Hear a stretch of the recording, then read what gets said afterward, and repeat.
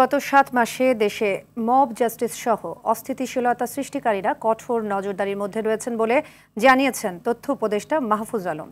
তিনি বলেন, যার বিরুদ্ধে তথ্য প্রমাণ মিলবে সে যে দলমত বা ধর্মেরই হোক না কেন কঠোর ব্যবস্থা নেওয়া হবে।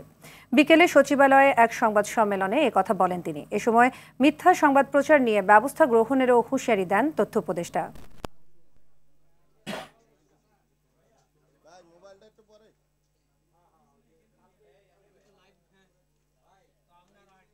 যে যেখানে মব জাস্টিস করছে সবই আমরা গোয়েন্দা সংস্থা অ্যাক্টিভ আছে।